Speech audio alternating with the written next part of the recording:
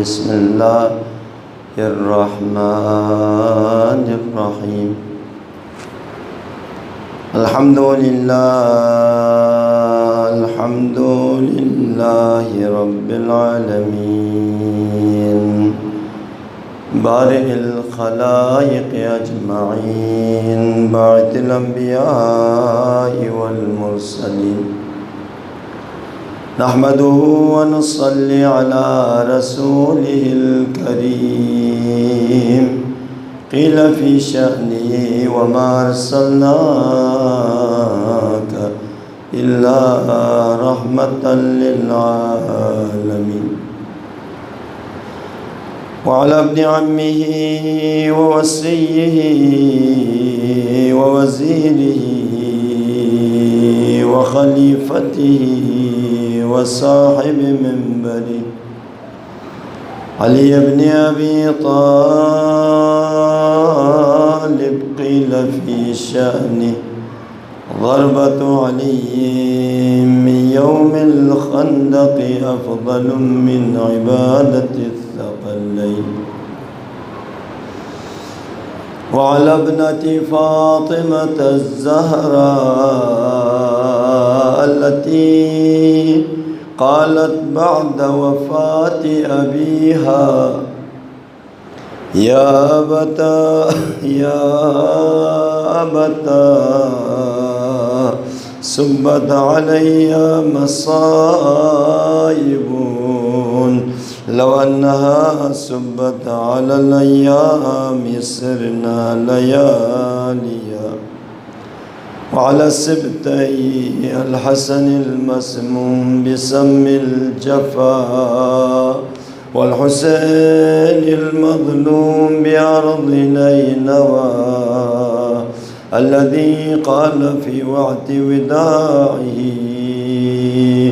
يا زينب ويا أم كلثوم ويا رباب ويا سكينة ويا بني علي عليكن مني السلام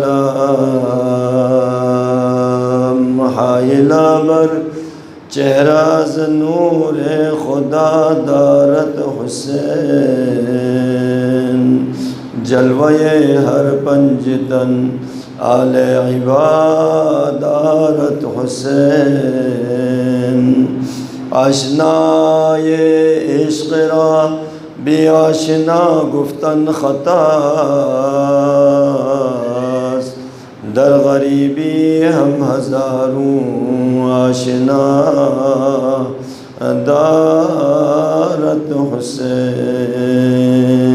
اللہم لن اول الظالم ظلم حق محمد وآل محمد وآخر تابع له على ذلك اللهم لعن الإصابة التي جاهدت الحسين وشايعت وبايعت وتابعت على قتله اللهم لعنهم جميعا ما بعد فقد قال الله تبارك وتعالى في محكم كتابه وهو أصدق الصادقين أعوذ بالله من الشيطان الرجيم وما أرسلناك إلا رحمة للعالمين أجركم على الله وعلى الإمام الزمان آپ کے آخری ایام میں سر مبارک زہرا کی دامن میں دروازے کو دستک دیا زہرا نے کہا ہے رب والے پلٹ جاؤ میرا بابا ضعیف ہے کمزور ہے کسی سے بات نہیں کر سکتا پلٹ جانا تھوڑی دیر کے بعد پھر دستک دیا زہرا نے پھر وہی کہا تم نہیں سنتے ہو پلٹ جاؤ ابھی ملاقات کی ٹائم نہیں ہے پلٹ جاؤ تیسری دفعہ جب زور سے دروازے کو دستک دیا زہرا کی آنکھوں سے آنسو جاری ہو گئے بابا کے رخسار پر آنسو کا قطرہ ٹپکنا تھا آنکھ کھول کے کیوں رو رہی ہو بیٹی زہرا؟ بابا تو ابھی زندہ ہوں۔ کہتے بابا ایک شخص سے بار بار دروازے کو دستک دے رہا ہے۔ کہا بیٹی یہ آپ کی دروازے کی حرمت ہے، یہ کسی سے اجازت لیتا نہیں، یہ بغیر اجازت کے بیٹی کو ماں سے جدا کرتے ہیں، بغیر اجازت کے بیٹا باپ سے جدا کرتے ہیں، بھائی بھائی سے جدا کرتے ہیں، بہن بھائی سے جدا کرتے ہیں۔ یہ آپ کی عزت ہے، اس کو ملک الموت کہتے ہیں، یہ عزرائیل ہے۔ یہ 28 صفر کا تھا در زہرا کا، 8-9 ربیع الاول کو اسی دروازے کے درمیان سے زہرا نے فضا میرے خبر لیجئے میرے محسن کو شہید کر دیا۔ فضا پاک پروردگار ہم گناہ گار، ہمارے گناہوں کو معاف فرما، حاضرین کی جملہ حوشیریہ کو پورا فرما، مریضوں کو شفا عاجلہ و کاملہ عنایت فرما، اس عالمی کرونا سے انسانوں کو نجات عنایت فرما۔ پاک پروردگار حاضرین کی تمام حوائج شریعہ کو پورا فرما۔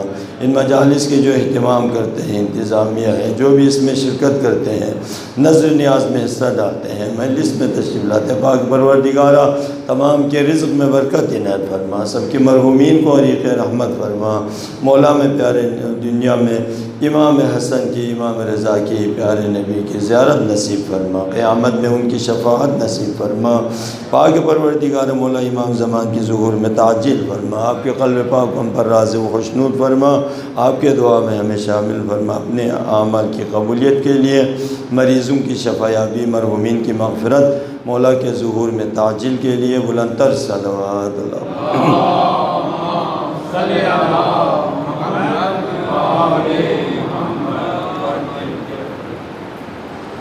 شب شہادت امام حسن مجتبیٰ، شہادت رسول گرامی اسلام۔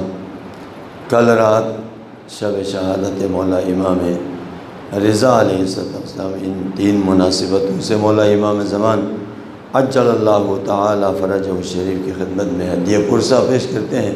مولا ہم سے اس پرسے کو اپنے درگاہ میں قبول و منظور فرما۔ یہ جو آنسو ہم بہاتے ہیں آل محمد کے اوپر، حیات اللہ بہجت آل اللہ مقامہ، وہ ایک روایت مولا امام صادق سے نقل کرتے ہیں، اس کے ساتھ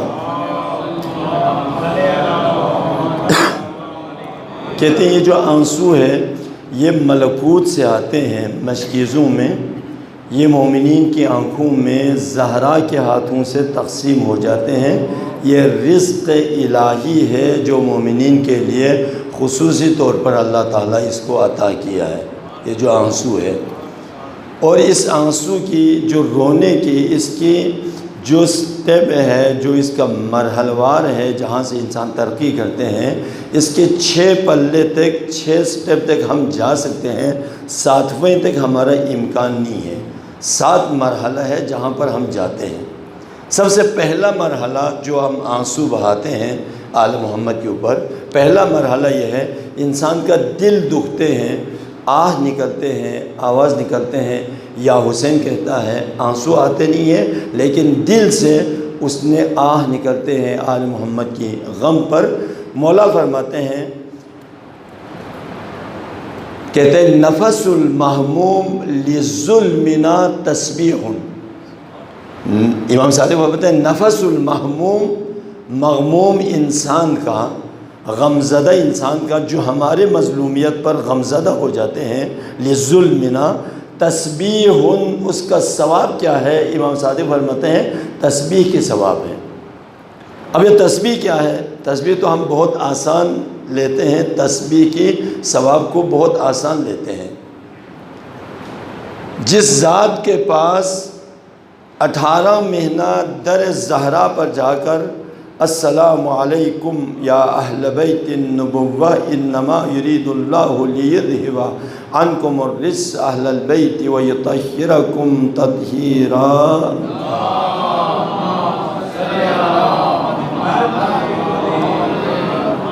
6 مہینے سے 18 مہینہ روایت مختلف ہے، 6 مہینہ کم از کم، زیادہ سے زیادہ 18 مہینہ تہجد سے پہلے در زہرا پہ جا کر اس آیت کی تلاوت کر کے السلام علیکم سلام کر کے آپ مسجد میں جاتے تھے۔ وہ زہرا بابا کے پاس آ جاتے ہیں، بابا مجھے گھر میں مدد کے لیے کوئی کنیز دے دے۔ اب وہ بیٹی آ گئی جو کوثر کے مالک ہے، اس باپ کے پاس آئے جو رحمت للعالمین ہے، گھر کی کام کے لیے، گھر کی پریشانی کے لیے، گھر کی اپنے ساتھ مدد کرنے کے لیے، کنیز لینے کے لیے آپ جب تشریف لاتی ہے تو بابا نے کیا دیا؟ کہتے میں اس سے بہتر گھر کی مشکلات حل کرنے کے لیے اس سے بہتر چیز میں تمہیں عطا کرتا ہوں، تسبیح زہرا کو دے دیا، یہ جا کے آپ پڑھ لو گھر کی کام کے۔ کس نیت سے زہرا تشریف لے گئے؟ گھر کی مشکلات کے لیے، گھر کے کام کے لیے، اپنے ساتھ مدد کے لیے۔ بابا نے کیا دیا؟ اللہ اکبر 34 مرتبہ، الحمدللہ 33 مرتبہ، سبحان اللہ 33 مرتبہ۔ اور یہی امام میں اس سے سوال کیا جاتا ہے، مولا ما افضل الاعمال، بہترین عمل کیا ہے؟ ما افضل الاعمال، بہترین عمل کیا ہے؟ امام صادق فرماتے ہیں بعد معرفت اللہ، اللہ کی معرفت کے بعد افضل ترین اعمال الصلاۃ، نماز ہے۔ بعد معرفت اللہ، توحید کے بعد افضل ترین جو عبادت ہے وہ نماز ہے، کیونکہ سب سے پہلے مدینے میں آنے کے بعد مکے میں کوئی نہیں ہے، مکے میں صرف توحید کا، قیامت کا، لوگوں کے زندہ کرنے کا، ان چیزوں کو بیان کی ہے۔ 13 سالہ مکے میں تمام جو مکی آیتوں کا آپ مطالعہ کریں وہاں پر، لیکن جیسے مدینہ آ گیا سب سے پہلے جو اہمیت ہے تو سب سے پہلے جو واجب ہوئی وہ نماز ہے، اس لیے پیپر بھی اسی کا لے گا۔ قیامت کے دن سب سے پہلا جو پیپر ہوگا، اول ما یحاسب به یوم القیامہ الصلاۃ ان قبلت قبل ما سواها وان ردت رد ما سواها، پہلا پیپر اسی سے ہوگا۔ تو مولا سے سوال کرتے ہیں مولا افضل العمل کیا ہے؟ بعد معرفت اللہ الصلاۃ، نماز ہے۔ پھر آگے مولا فرماتے ہیں تسبیح فاطمہ دبر کل صلاۃ احب الی من صلاۃ الف رکعۃ، تسبیح زہرا نماز کے فوراً بعد، اپنے پاؤں کو حرکت دینے سے پہلے، قبلہ رخ ادھر ادھر ہونے سے پہلے، کچھ اور بات کرنے سے پہلے، یہ صریح روایت ہے، مولا امام باقر سے بھی ہے اور مولا امام صادق سے بھی ہے، جیسے نماز میں السلام علیکم آپ نے تسبیح کو پڑھنا ہے، تسبیح کو فوراً اسی کے بعد پڑھنا ہے تسبیح کو۔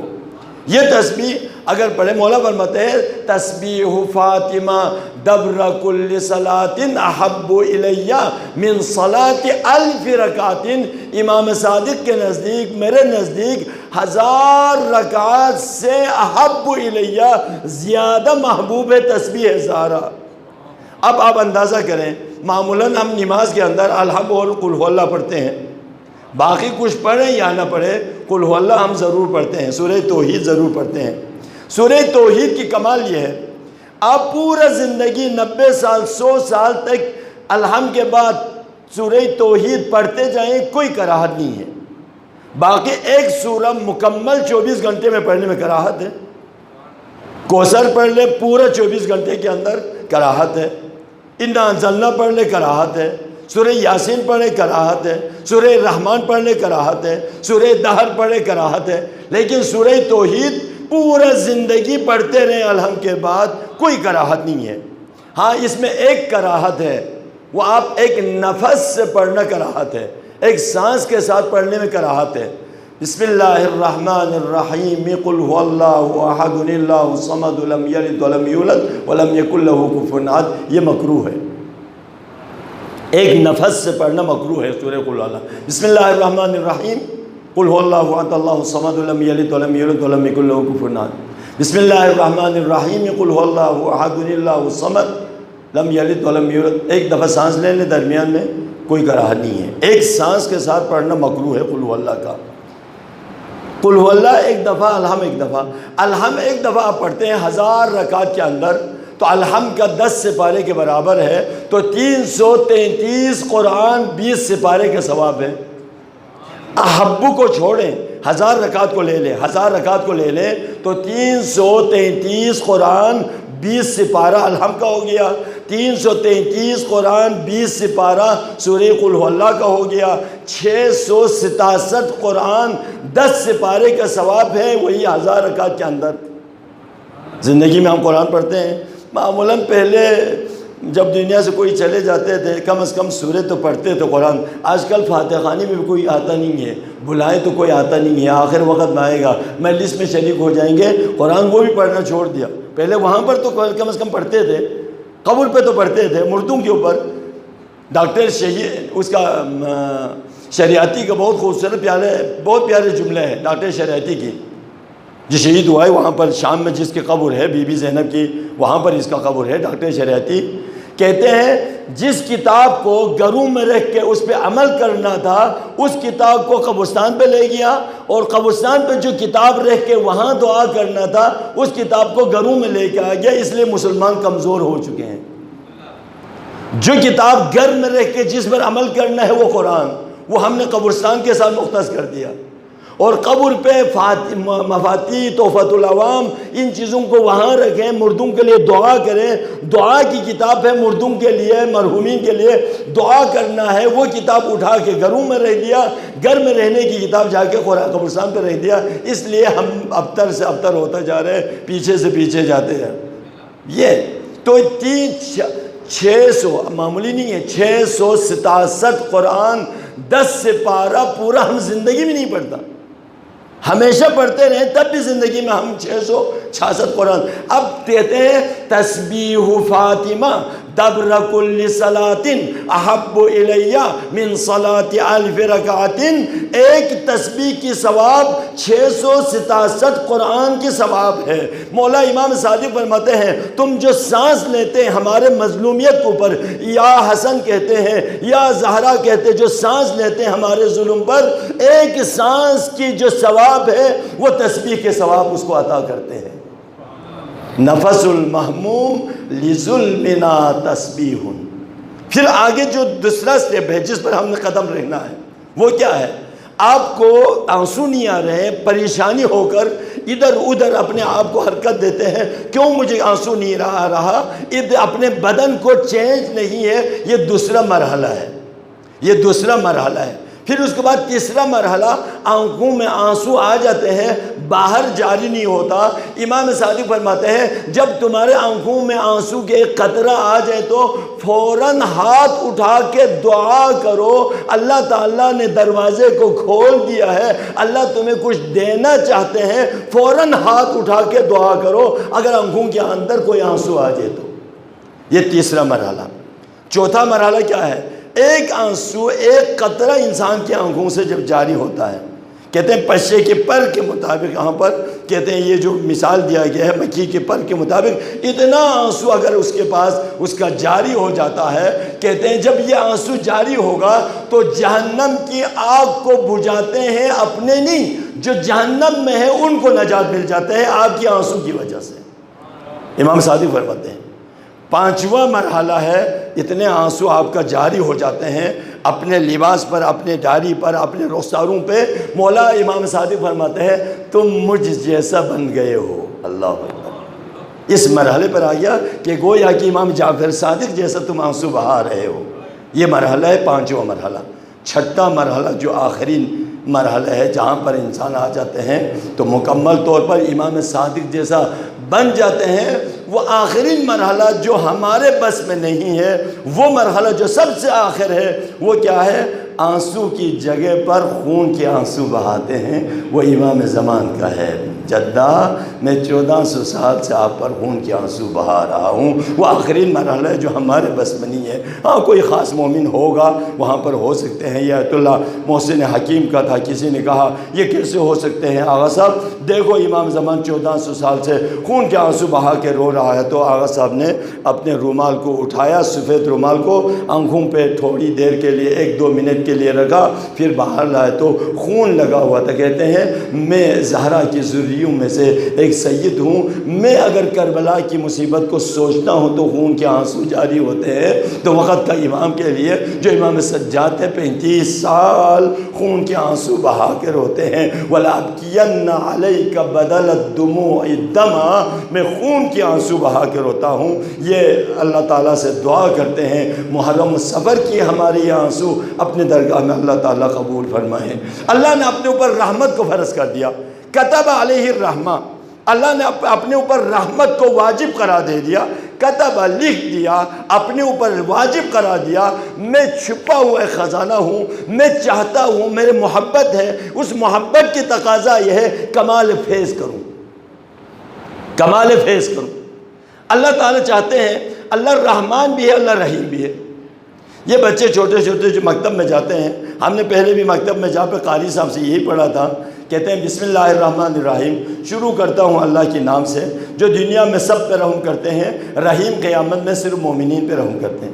یہ ترجمہ کرتے ہیں معاملہ سارے، یہ ترجمہ بھی اسی طرح سے کیا ہوا ہے، یعنی رحمان دنیا میں سب پہ رحم کرتے ہیں، رحیم قیامت میں صرف مومنین پہ رحم کرتے ہیں۔ یہ سادہ ترجمہ کرتے ہیں، لیکن حقیقت میں اس طرح سے نہیں ہے کہ رحمانیت کی تقاضا یہ ہے، خداوند عالم کی رحمانیت کی تقاضا یہ ہے پوری کائنات میں ہر ایک کو فیض کمال پہنچا دے، ہر ایک کو رزق دے دے، ہر ایک کو زندگی دے دے، ہر ایک کو سکون دے دے۔ یہ اللہ کی کمال رحمانیت کی کمال، اس صفت کی کمال یہ ہے دنیا میں کافر کو بھی دے دے، مشرک کو بھی دے دے، کتے کو بھی دے دے، سور کو بھی دے دے، زیرو جو دنیا میں سب ہے سب پر ایک جیسا سب پر رحم کرے۔ یہ اللہ کی رحمانیت کی تقاضا ہے۔ لیکن اللہ تعالیٰ کی رحیمیت کی تقاضا کیا ہے؟ بسم اللہ الرحمن الرحیم، رحیمیت کی تقاضا یہ ہے جو چاہتے ہیں قدم اٹھاتے ہیں اس کو دیتا ہے مخصوص، جو قدم نہیں اٹھاتا اس کو نہیں دیتا۔ یعنی دنیا میں آپ چاہتے ہیں اس در پہ آ جائیں تو محب اہل بیت بن جاتے ہیں، اس در پہ آ جاتے ہیں ایمان میں اضافہ ہو جاتے ہیں، اس در پہ آ جاتے ہیں عبادت میں لذت آ جاتے ہیں۔ اس در پہ جب آ گیا تو اللہ تعالیٰ کی رحیمیت کی تقاضا یہ ہے آپ قدم اٹھاتے جائیں، آپ کچھ کام کرتے جائیں، اس کے بدلے میں جو اللہ عطا کرتا ہے وہ رحیمیت کی تقاضا ہے۔ وہ سادگی یوں ترجمہ کرتے تھے، وہاں صرف مومنین پہ رحم کرتے ہیں، یہاں کچھ کیا ہو تو رحم کرے گا نا، یہاں بھی کچھ لینا ہو تو کچھ کرنا پڑے گا، یہاں بھی کچھ لینا ہو تو کچھ کرنا پڑے گا۔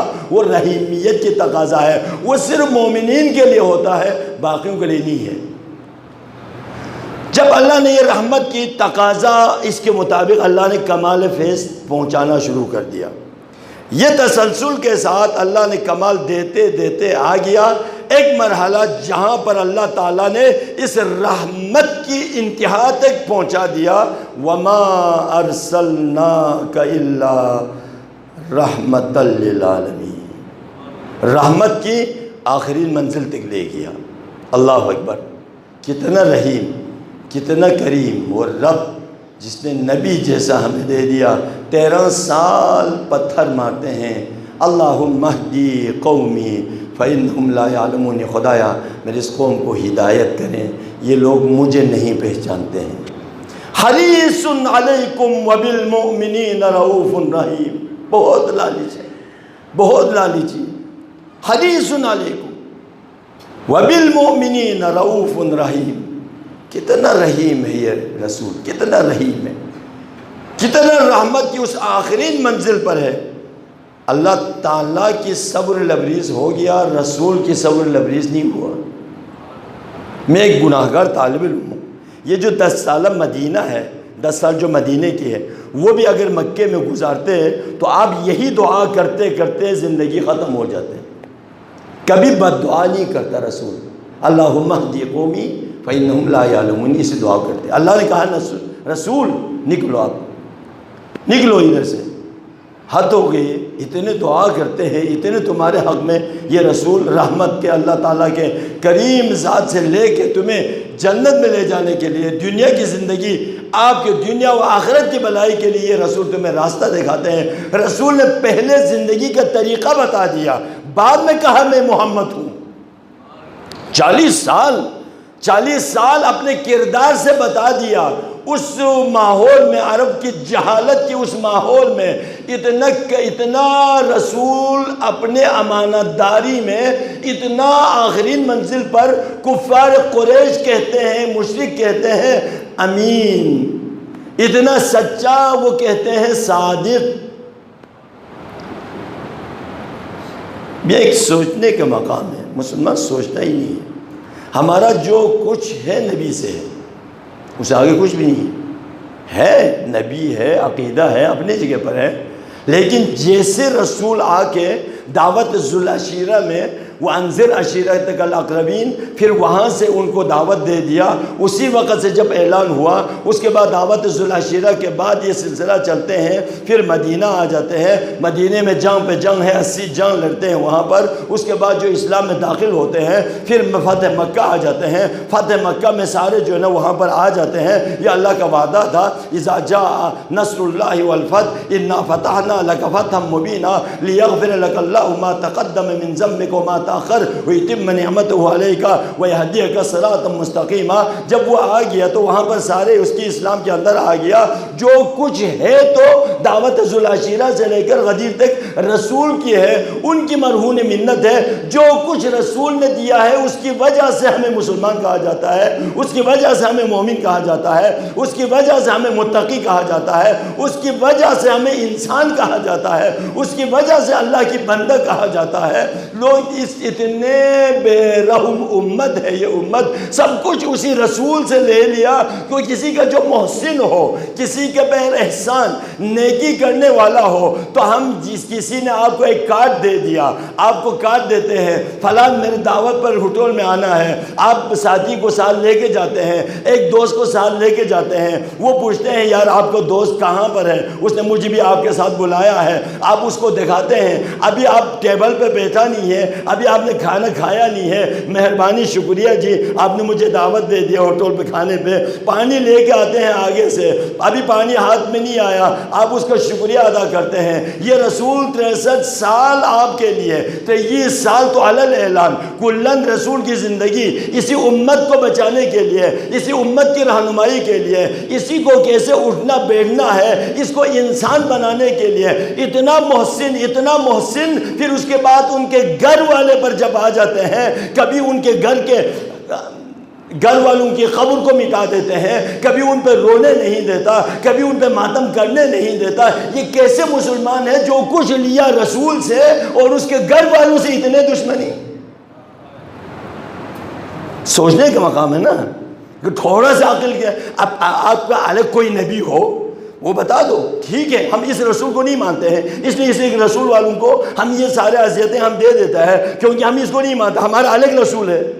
دکھاؤ آپ کا اس رسول کے علاوہ کوئی رسول ہے تو دکھاؤ، جب نہیں ہے تو یہی رسول ہے جس نے ہمیں یہ سب کچھ، تو رحمت کی آخرین منزل تک اس کو رحمت محض بنا کے بھیج دیا۔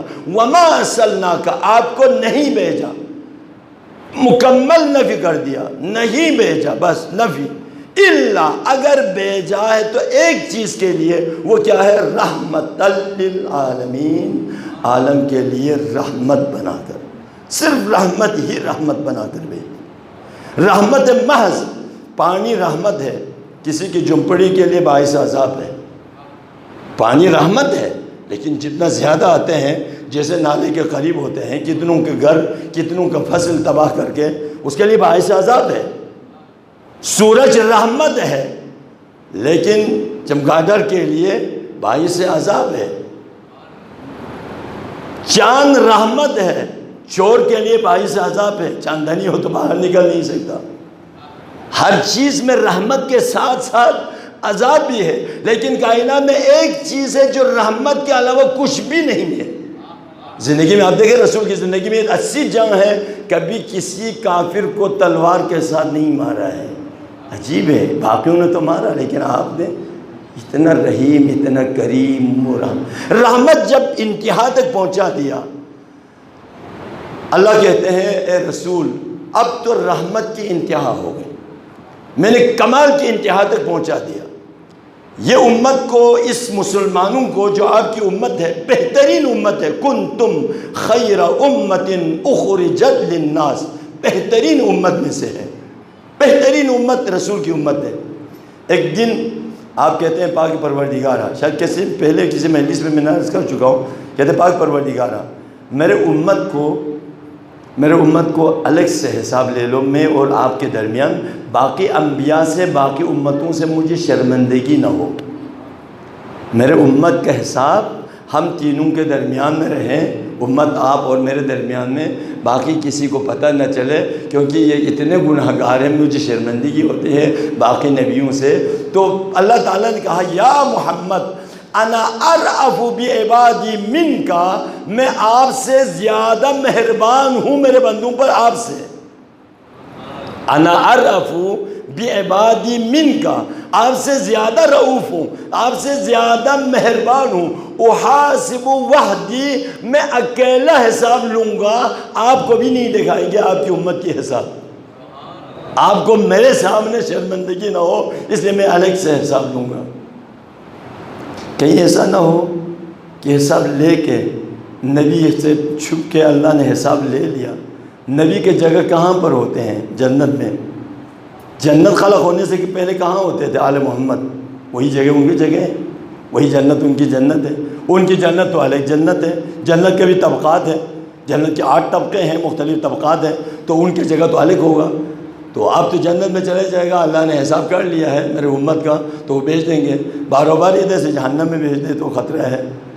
نبی سمجھتے رہیں گے میرے امت تو جنت میں آ گئے ہیں، کچھ مدت کے بعد ملنے کے لیے گیا تو کوئی نظر نہ آئے، پاک پروردگار کدھر، تو وہ تو گناہگار، تو ادھر سے آگے بھیج دیا۔ ایسا نہ ہو، کہیں ایسا نہ ہو کہ ادھر سے خلوت میں جو ہے نا پیچھے سے چھپا کے آگے جہنم میں نہ بھیجے، کیونکہ یہ امت ہے۔ اور تماشائی جو قیامت کے دن ہوگا نا، جو تمام تماشائی ہمارے ساتھ ہوگا، باقی کسی کے ساتھ نہیں ہوتے ہیں۔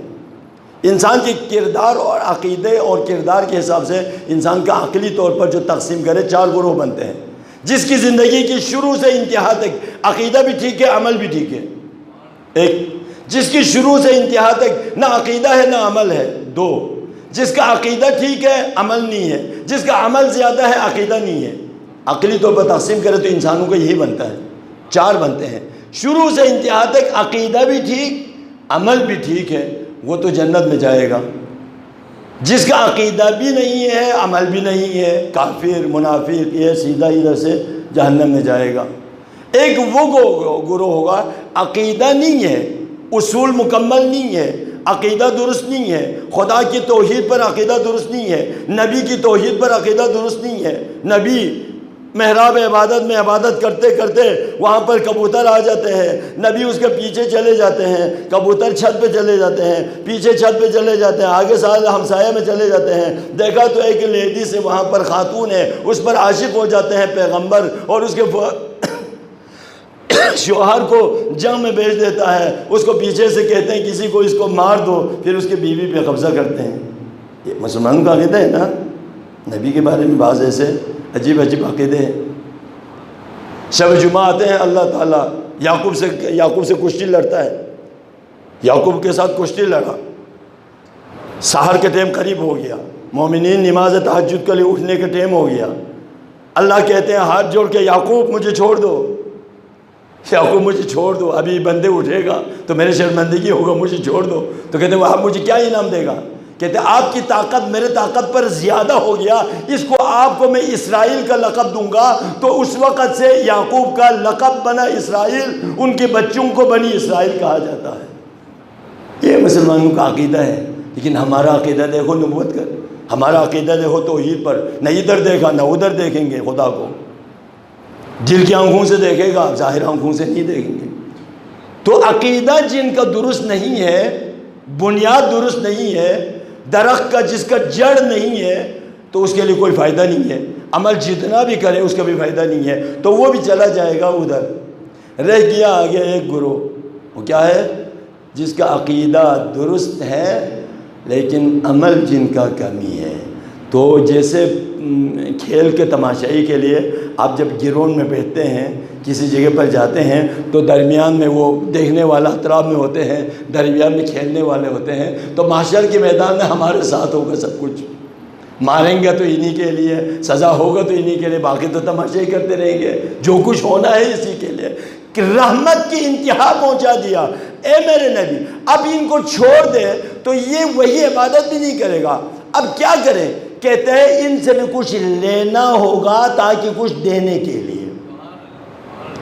میں نے رحمت کو انتہا تک پہنچا دیا، سب کچھ ہو گیا، لیکن پھر بھی اگر ان سے کچھ نہیں لے گا تو یہ اسی طرح سے کرتے کرتے کل قیامت کے دن جو ہے نا وہ سیدھا یہ جنت میں جانے کی بھی کوشش کرے گا، مجھ سے لڑ کے بھی جنت میں جائے گا، ان سے کچھ لینا بھی ہوگا۔ کہتے پھر کیا کریں؟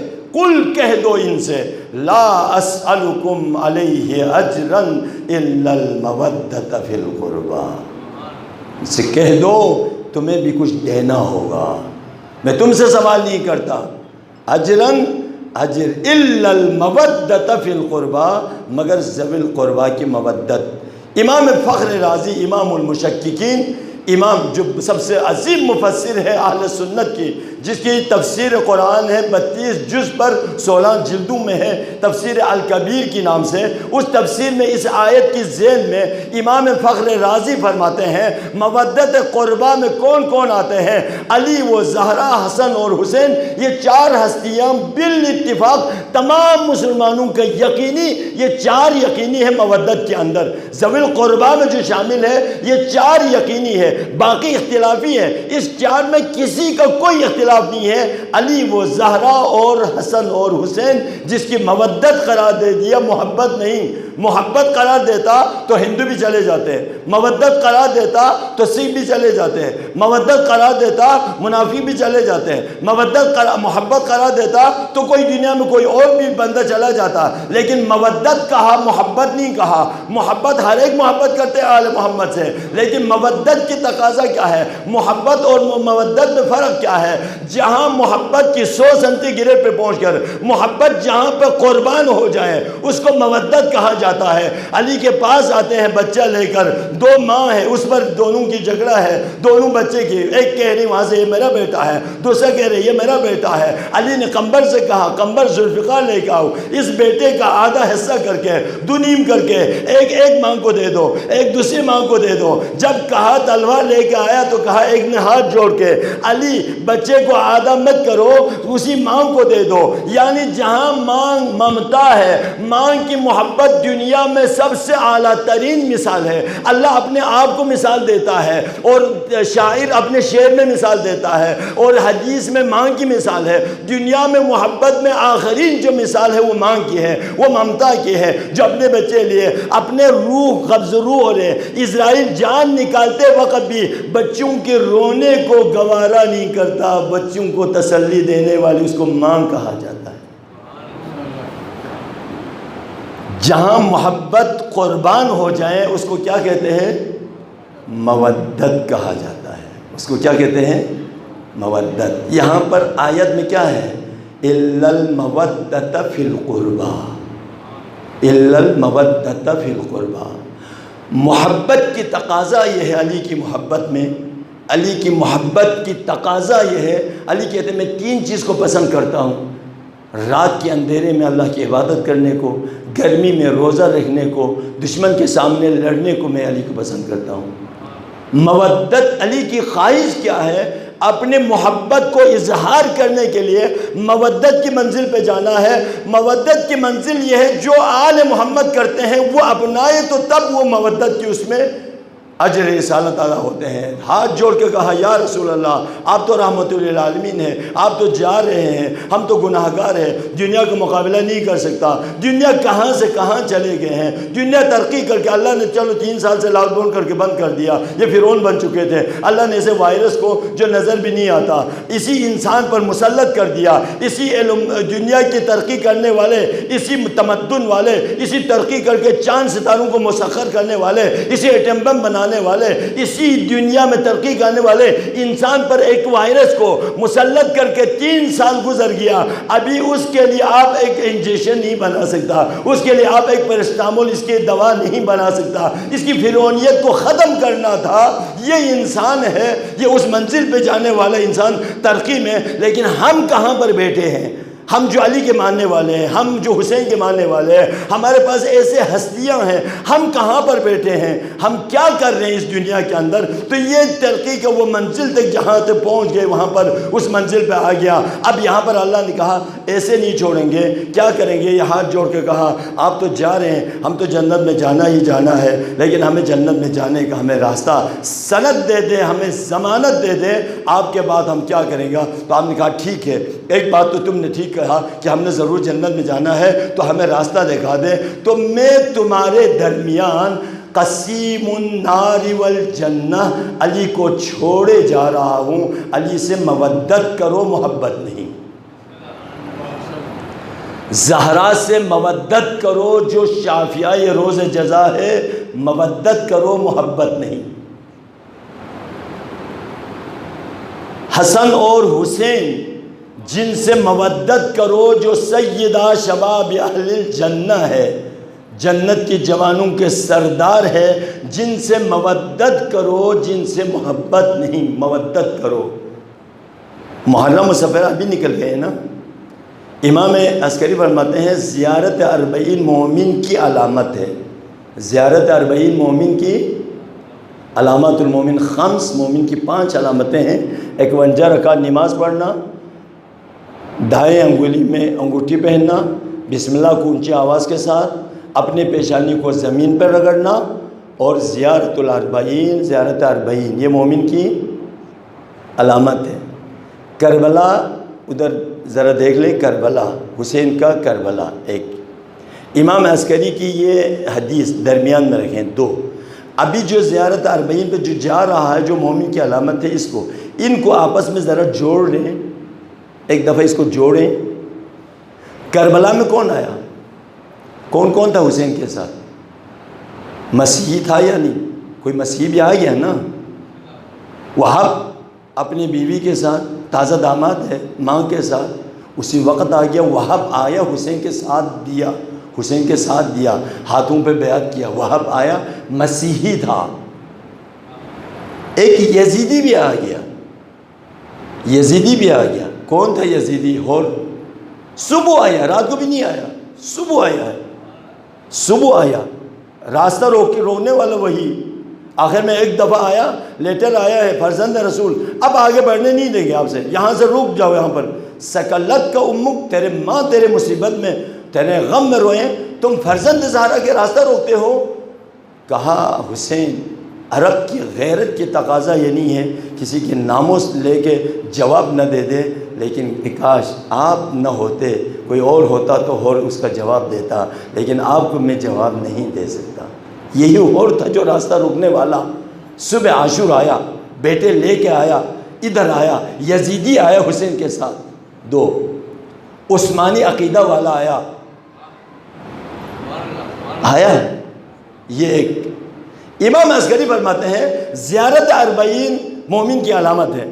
ابھی آپ کربلا میں اس سال دیکھا ہے، یہ جو جوان ہے، ہمیں تو موبائل چلانا بھی نہیں آتا ہے، یہ جو جوان ہے، یہ جو دنیا سے کھیل رہا ہوتا ہے، دیکھیں کتنے سلیب اٹھائے ہوئے تھے عیسائی، کتنے امریکہ سے آئے ہوئے تھے، کتنے بے دین لوگ دنیا کے مختلف مذہب کے آئے ہوئے تھے۔ اب اس کو میلاد ہے تو عجیب اس میں میسیج ملتا ہے۔ وہ میسیج کیا ہے؟ حسین کہتے ہیں دیکھو مدینہ والوں نے میرے ساتھ نہیں دیا، کعبے پہ گیا، حاجی تھے وہاں پر میرے ساتھ نہیں دیا، مجھے کیا پرواہ، حسین کے لیے ساتھ دینے والا مسیحی بھی آ سکتے ہیں، یزیدی بھی آ سکتے ہیں، کوئی اور مذہب کا بھی آ سکتے ہیں، قربانی کے پر حسین کے ساتھ 72 نے ساتھ دے دیا، اسلام کی بقا کے لیے میں نے قربانی دے دیا۔ امام عسکری فرماتے ہیں زیارت 40 مومن کی علامت ہے۔ ابھی کربلا میں دیکھا جائے تو دنیا کے ہر مذہب سے وہاں پر جا رہا ہے، تو حسین کی نام پر 1400 سال کے بعد بھی کربلا میں مسیحی جا سکتا ہے، تو فرزند حسین جب آئے گا، فرزند زہرا جب آئے گا، وہ دیکھے گا تو اس میں سے جو 313 ہے وہ مسیحیوں میں سے آئے گا، ہم پیچھے رہ جائیں گے۔ یہ میسج ہے زیارت 40 کی۔ کبھی سوچا کہ تمہاری ضرورت نہیں ہے، اپنے آپ کو ٹھیک کرو۔ کہاں جا رہے ہمارے ممبر؟ محرم و صفر آتے ہیں، عجیب منظر ہے ہمارے ہاں پہ، ہر سال آتے ہیں، 10 بدعت میں اضافہ، 30 بدعت میں اضافہ، عجیب عجیب بدعتوں میں اضافہ۔ اس سال کی اضافے میں سے ایک اضافہ کیا ہوا تھا؟ قرآن کو تحریف کیا۔ کیا نہیں کیا؟ قرآن کی آیت میں رد و بدل کیا، قرآن تک تعریف کرنے پہ آ گیا۔ ابھی تک قرآن چیلنج کر رہا ہے، ان کنتم فی ریب مما نزلنا علی عبدنا فاتوا بسورۃ من مثلہ۔ کوئی نہیں کر سکا، کوئی کافر نہیں کر سکا، کوئی ہندو نہیں کر سکا، کوئی مشرک نہیں کر سکا، کوئی عیسائی نہیں کر سکا، کوئی مسیحی نہیں کر سکا، کوئی یہودی نہیں کر سکا، لیکن ہمارے اندر سے اسی حسین کی ممبر پر آ کے حسین کی نیاز کھانے والے، حسین کے ٹکڑے کھانے والوں نے اس سال قرآن میں بھی تحریف کر دیا۔ کہاں جا رہے ہیں؟ حسین کہتے ہیں مجھے کوئی پرواہ نہیں، کربلا میرے ساتھ دینے والا کون تھا؟ آ گیا مختلف مذہب سے۔ ابھی کربلا میں تم دیکھو کتنے آ رہے ہیں میرے لیے، کتنے آ رہے ہیں مذہب میں، میرے مذہب کے اندر، حسین کی مذہب میں، حسین کے ساتھ۔ تو فرزند حسین جب آئے گا تو اس کی کمال کو جب دیکھے گا تو دوسرے لوگ بڑھ چڑھ کے آگے آئیں گے۔ ہم کہتے ہیں پہلے سے مومن ہو، اور کہاں سے پہلے مومن تھا؟ وہاب قلبی پہلے سے کہاں سے متقی تھا؟ پہلے کہاں سے وہ مسلمان تھا؟ موقع پر آ جاتے ہیں، امام کی حالت کو دیکھتے ہیں، امام کے قربانی کو دیکھتے ہیں، آ کے امام کے ساتھ آ کر آگے نکلے گا تو ہم پیچھے رہ جائیں گے۔ اللہ نے کہا اے میرے محمد کہہ دو ان سے، ایسے نہ چھوڑو ان کو، ایسے نہ چھوڑو ان کو۔ چھوڑے گا تو یہ اسی طرح سے کریں گے نہیں، اب ان سے کچھ لے لو، پھر آپ نے کچھ دینا ہے۔ وہ کیا تھا؟ قُلْ لَا أَسْأَلُكُمْ عَلَيْهِ أَجْرًا إِلَّا الْمَوَدَّةَ فِي الْقُرْبَى، میرے ذوی القربہ کی مودت کو۔ امام فخر رازی نے یہ 4 ہستیوں کو لے کے آیا۔ اس کے بعد امام محدث زمخشری سے روایتوں کو ساتھ ملا دیتے ہیں، اسی کے ساتھ روایتوں کو ملا دیتے ہیں۔ بس اسی کے ساتھ میں نے ختم کر دیا، روایتوں کو ملا دیا، 12 روایت ملا دیا اسی آیت کے ذیل میں۔ امام فخر رازی اپنے تفسیر میں بیان کرتے ہیں، قال زمخشری کہتے ہیں قال رسول اللہ، رسول خدا فرماتے ہیں من مات علی حب آل محمد مات شہیدا، من مات علی حب آل محمد مات مغفورا، من مات علی حب آل محمد مات تائبا، من مات علی حب آل محمد مات علی السنة والجماعہ، من مات علی حب آل محمد سار قبره مزار الملائکہ، من مات علی حب آل محمد تزف الى الجنة كما تزف العروس الى بیت زوجها، من مات علی بغض آل محمد مات کافرا، من مات علی بغض آل محمد کتب بین عینے انہ آئس من رحمت اللہ، من مات علی بغض آل محمد لم یشم رائحۃ الجنہ۔ یہ 12 روایت کو ذیل میں لایا۔ جو آل محمد کی محبت میں دنیا سے جائے گا وہ شہادت کی موت مرے گا، وہ تائب ہو کے مرے گا، وہ پیغمبر کی امتی کی زمرے میں ہو کر سنت والجماعت پر مرے گا۔ وہ اس کے قبر سے جب اٹھایا جائے گا، جیسے دلہن کو سجا کر دولہا کی گھر میں لے کے جاتے ہیں، اس طرح سے اس کو قبر سے اٹھایا جائے گا سجا کر۔ اس کی قبر فرشتوں کی زیارتگاہ بن جائے گا، اس کی قبر میں فرشتوں کا آنا جانا ہوگا۔ آل محمد کی بغض میں مات مستقبل الایمان، ایمان مکمل ہو کے دنیا سے جائے گا۔ جو ان کی بغض میں مرے گا، جو ان کی بغض میں مرے گا، مات کافرا، کافر مرے گا۔ پیشانی پہ لکھا ہوگا انہ آئس من رحمت اللہ، یہ اللہ کی رحمت سے مایوس ہے، وہ جنت کی خوشبو نہیں سونگے گا، کبھی اس کو خوشبو نہیں آئے گی جنت کی۔ تو یہ روایتوں کو ملا دے، آیت کے ساتھ ملا دے، ذوی القربہ کے ساتھ ملا دے، تو کیا ہوگا؟ من مات علی حب علی، من مات علی حب الزہرا، من مات علی حب الحسن والحسین مات مؤمنا، من مات علی بغض علی، من مات علی بغض الزہرا، من مات علی بغض الحسن والحسین مات کافرا۔ یہ وہ ہے جو عزر رسالت قرار دے۔ ہم نے کہا یہ ادا کرنا ہوگا، کیوں؟ اس کے صلہ ہے۔ کسی نبی نے صلہ نہیں مانگا، لیکن ہمارے نبی نے، کیونکہ ہم نے کہا ہم نے ضرور جنت میں جانا ہے، ضرور جنت میں جانا ہے۔ اور 23 سال پتھر کھا کھا کے آپ کی زندگی کو ذرا مطالعہ کریں۔ بوئست لیتمم مکارم الاخلاق، عجیب منظر ہے۔ لوگ آتے تھے، رسول کے خبر کے لیے آتے تھے، مسجد میں ہوتا تھا، جب ملنے کے لیے عرب کا بدو آتے تھے، نہیں پہچانتے تھے۔ ایکم محمد، تم میں سے کون محمد ہے؟ ایکم محمد، محمد کون ہے، اس کے پاس لے کے جاتے تھے۔ آپ سفر پہ تھے، ایک جوان آیا، گھوڑے پہ سوار ہے، ام سلمہ کے دروازے پہ آ گیا، سوال کیا محمد کدھر ہے، رسول خدا کدھر ہے؟ کہتے وہ تو سفر پر ہے، اچھا کب آئے گا؟ ام سلمہ نے جواب دیا وہ 3 دن کے بعد آئیں گے۔ ایسے ایڑی لے لیا، یو ٹرن لیا، اپنے گھوڑے کو دبا کے لے گیا۔ مدینے میں 3 دن سے یہی شور شرابہ ہے۔ بے ادب ایک جوان آیا تھا، نہ زمین پر اترا، نہ کوئی احترام، نہ کوئی مدینے کی عزت، آتے ہی گھوڑے پہ سوار ہو کے کہتے ہیں محمد کدھر ہے؟ کہتے ہیں محمد سفر پر ہے، تو اسی وقت سے واپس چلا گیا، نہ کوئی پیغام دیا۔ اسی طرح سے شور شرابہ ہو رہے تھے۔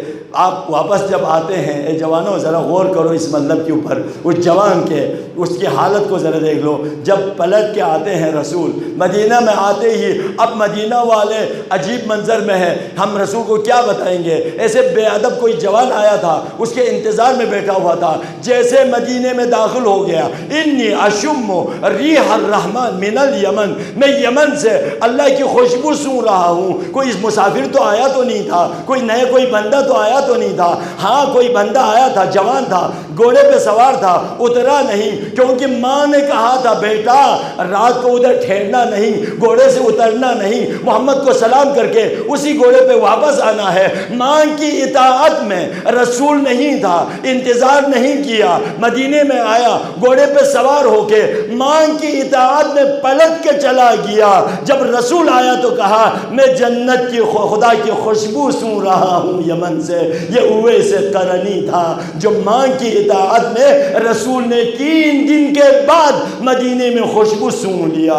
یہ جوانوں ماں کی اطاعت کرو، ماں کی عبادت کرو۔ ایک مرحلہ تھا، ایک بزرگ ہمیشہ جاتے تھے مسجد سہلہ میں، جاتے جاتے امام زمان کا پرسہ دینا ہے، ان کا ذرا نام لے لیں تاکہ ہمارے مجلس کی قبولیت کے لیے ضمانت لے لیں مولا امام زمان سے۔ ہمیشہ وہاں پر جانا ہوتا تھا۔ ایک دن جب باپ کو، بوڑھا باپ تھا، گھر میں رہ کے جب یہ جا رہا تھا تو پیچھے سے کوئی سواری آتے ہیں، کہتے کدھر جا رہے ہو؟ کہتے مسجد سہلہ میں جانا ہے، وہاں پر دعا کرنا ہے امام سے ملاقات کے لیے۔ کہتے پلٹ جاؤ، یہاں سے واپس چلو۔ کہتے میں تو 40 سال سے جا رہا ہوں، میں کیسے واپس جاؤں؟ کہتے تمہارا مسجد سہلہ تمہارا باپ کے قدم میں رہنا ہے، اگر تم ادھر چلا گیا، باپ کو کوئی ضرورت ہو گئی، رات کو باتھ روم میں جانے کا کوئی پریشانی آ جائے تو کس کو آواز دے گا؟ تم پلٹ کے جاؤ، اپنے باپ کی خدمت کرو، وہی تمہارا مسجد سہلہ ہے۔ کہتے آپ کون ہیں؟ کہا میں وہی ہوں جو تم مسجد سہلہ میں جس کے پیچھے جا رہا تھا۔ تیرے باپ کے قدم میں رہو، یہ تمہارا مسجد سہلہ ہے۔ ایک جوان آیا، اچھا اسفیان کہتے، ایک جوان آیا، سیدھا آ کے حسین کے حرم کے ذریعے کے پاس آ کے سینے پہ ہاتھ رکھا، سلام کیا، کچھ گفتگو کیا۔ آغا سب بیٹھا ہوا ہے وہاں پر، دیکھ رہا یہ جوان کیا کر رہا ہے، سلام کی اس طرح سے سلام کرتے ہیں، کسی سے گفتگو کر رہے ہیں۔ تھوڑی دیر کے بعد چلا گیا، پیچھے پیچھے گیا، جوان کیا کرتے ہیں، نہ کوئی اجازت لیا، دروازے سے اس نے دخول لیا، سیدھا حرم پہ آ گیا، نہ ہاتھ میں کوئی کتاب ہے نہ زیارت نامہ ہے، سیدھا جا کے ذریعے کے پاس جا کے سینے پہ ہاتھ رکھے کسی سے گفتگو کر رہا تھا۔ کیا کرتے ہیں؟ کہتے ہیں آپ کسی کو نہیں بتانا۔ یہ واقعہ یہ ہے، میرے ماں باپ تھا، دونوں میں ہر شب جمعہ کو ہر دفعہ کربلا میں لے کے آتے تھے، ساتھ والے دیہات میں ہم رہتے ہیں، دونوں کو میں لے کے آتا تھا۔ آخر میں چلنے سے دونوں رہ گیا تو میرے پاس ایک سواری تھا، تو ایک شب جمعہ والد کو لے کے آتے تھے، دوسری شب جمعہ میں والدہ کو لے کے آتے تھے یہاں پر زیارت کے لیے۔ یہی سلسلہ چلتے چلتے کئی سال گزر گیا۔ آخر میں ایک دن میرے باپ کو اٹھا کے لے کے آ رہا تھا، اس وقت ماں دروازے پہ آ کے کہا بیٹا مجھے مثال لے کے چلو۔ اماں اس دفعہ باپ کی باری ہے، والد کو لے کے جانا ہے، ابو کو لے کے جانا ہے، آپ کی تو آئندہ ہفتے میں لے کے جاتے ہیں، بیٹا مہربانی کرو مجھے ساتھ لے کے چلو، کہیں ایسا نہ ہو کہ آئندہ ہفتے تک میں زندہ نہ رہوں، آئندہ شب جمعہ تک میں زندہ نہ رہوں، مجھے بھی ساتھ لے کے چلو۔ میں مجبور ہو گیا، میں نے ماں کو اپنے پشت پہ اٹھایا، باپ کو اسی حساب سے سواری پہ بٹھا کے، جیسے حسین کے ذریعے کے دروازے پہ پہنچا، حسین اندر سے تشریف لائے دروازے پر۔ اس دن سے آج تک جب بھی میں حرم میں آتا ہوں مولا باہر تشریف لاتے ہیں، مولا سے کچھ سلام و کلام کر کے احوال پرسی کر کے، جوانوں ماں باپ کے قدموں میں ہے جنت، انہی کے قدموں میں رہو، امام سے ملاقات ہے، امام زمان آ جاتے ہیں، اسی کی خدمت ہے، انہی کی دعا کی اثر ہے، اسی دعا کو دنیا میں انہی کے قدموں میں رہنے سے اس کو مل جاتے ہیں۔ وقت کے امام کو ہم نے پرسہ دینا ہے۔ کون سی مصیبت ہے؟ ہر مصیبت اٹھانے والے دنیا سے چلے گئے، رسول پر مصیبت ما اوذی النبی مثل ما اوذیت، مجھے جو اذیت دی نے کسی کو نہیں دیا، وہ نبی دنیا سے چلے گئے۔ علی کو اذیت دیا، علی دنیا سے چلے گئے۔ زہرا کو اذیتیں دی، 18 سال میں کمر جھک گئی، بال سفید ہو گئی، آخر میں دنیا سے چلے گئے۔ حسن کو اذیت دیا، دنیا سے چلے گئے۔ حسین کو ٹکڑے کر دیا، دنیا سے چلے گئے۔ اور اسی طرح سے ہر معصوم کو، لیکن ایک ایسا معصوم ہے ابھی تک زندہ ہے، جس کے دل پر رسول کی مصیبت ہے، جس کے دل پر زہرا کی مصیبت ہے، جس کے دل پر حسن اور حسین کی مصیبت ہے۔ عجیب ہے یہ ماہ سفر، عجیب ہے یہ ماہ سفر۔ ماہ سفر کی نحس کا اندازہ ذرا دیکھ لے، عجیب ہے۔ اس ماہ نے، اسی مہینے نے یکم سفر کو زینب کے سامنے شام میں ایک بھائی کے سر کو ہدیہ کر دیا، اور اسی ماہ سفر میں 28 سفر کو مدینے میں ایک بھائی کے جگر کے ٹکڑے سامنے پیش کر دیا۔ عجیب ہے، عجیب منظر ہے وہ منظر۔ رسول ہے، دنیا میں قیامت برپا ہو گئے، رسول نے الصلاۃ الجامعہ کا آواز دیا۔ آپ مسجد میں تشریف لاتے ہیں، آپ نے ہر ایک سے کہا جو حق میرے گردن پر یا تمہارے گردن پر، ایک دوسرے کو معاف کر دے، کہیں ایسا نہ ہو رسول کے لیے حساب کا منظر جو ہے نا وہ سخت ہو جائے۔ کوئی میرے اوپر کسی کا حق تو نہیں ہے۔ تو ایک شخص کھڑے ہو گئے، یا رسول اللہ، ایک دفعہ آپ سفر پہ جا رہے تھے، وہ قصوہ والا جس اونٹ پر جو آپ سوار ہوتے تھے گدھے پر، قصوہ جس کا نام تھا، اس پر آپ کا سواری تھا، آپ کے ہاتھ میں جو آپ کا عصائے ممشوق کہا جاتا ہے وہ آپ کے ہاتھ میں تھا۔ جب آپ نے اونٹ پہ مارنے کے لیے اشارہ کیا تو میں ساتھ تھا، میرے بازو پر یہاں پر لگا ہے، اب میں وہی قصاص لینا چاہتا ہوں۔ کہا سلمان جاؤ زہرا سے کہہ دو اس عصائے ممشوق کو ذرا دے دے۔ زہرا نے حسن اور حسین سے ہاتھ جوڑ کے کہا بیٹو جلدی سے جاؤ، نانا میں طاقت نہیں ہے، اپنے آپ کو پیش کرو تاکہ قصاص تم سے لیا جائے۔ اس وقت میرے بابا عصا کو کیا کریں گے؟ سفر میں جانا نہیں ہے، لے کے آیا۔ کہتے ہیں میرا جو ہے نا وہاں پر لباس نہیں تھا، چادر اترے ہوئے تھے۔ جب آپ نے اپنے چادر کو اتارا، مہر نبوت کا بوسہ لیا، کہتے ہیں میں نے معاف کر دیا آپ کو، میں نے مہر نبوت کا بوسہ لینا تھا۔ گھر میں تشریف لائے، ہر ایک سے ودا کیا، گھر میں آ گئے، رسول آپ کے سر مبارک زہرا کی دامن میں ہے۔ ایک دفعہ دروازے کو دستک دیا، عرب کا بھائی پلٹ جاؤ، میرے بابا ضعیف ہے، میرے بابا کمزور ہے، کسی سے گفتگو نہیں کر سکتا، پلٹ جانا۔ دوبارہ دستک دیا، جب تیسری دفعہ زور سے جب دستک دیا تو زہرا کے آنسو جاری ہو گئے رسول کی رخساروں پر۔ آنکھ کھول کے سوال کیا بیٹی کیوں رو رہی ہو؟ بابا تو ابھی زندہ ہوں۔ کہتے بابا ایک شخص دروازے پر بار بار دستک دے رہا ہے، بیٹی زہرا یہ آپ کی عزت ہے، یہ 28 سفر کا وہ دن ہے جہاں پر اسرائیل اجازت کے بغیر اندر نہیں آتا۔ جب اندر اجازت مل گیا، کہا یا رسول اللہ، اللہ کی طرف سے پیغام ہے، جنت کو سجایا گیا ہے، انبیاء سب در سب بیٹھے ہوئے ہیں، حور و غلمان آپ کی انتظار میں ہے، جہنم کی دروازے بند کر دیا ہے، آپ کے لیے اختیار ہے، دنیا میں رہنا ہے یا جنت کی طرف جانا ہے، آپ کا مرضی ہے۔ تو کہتے ہیں میرے بھائی جبرائیل تو آنے دو۔ جبرائیل آ گیا، یہی باتیں دہرایا، جنت کو سجایا ہے، دروازے سارے کھلے ہیں، آپ کے استقبال کے لیے انبیاء سب در سب کھڑے ہیں۔ آخی جبرائیل، میں نے 23 سال پتھر کھا کھا کے جس امت کے لیے دعا کی ہے، کیا میں اکیلا جنت میں جاؤں ان کے لیے کوئی خوشخبری لے کے آئے۔ پھر چلا گیا، پھر واپس آ گیا۔ جب آخری مرحلہ آیا تو یہ آیت لے کے آگے وَلَسَوْفَ يُعْطِيكَ رَبُّكَ فَتَرْضَىٰ، اللہ کی طرف سے آپ کو یہ بشارت ہے قیامت کے دن آپ جتنے امت کی شفاعت کرنا چاہے تو آپ کو مقام شفاعت دے دیا۔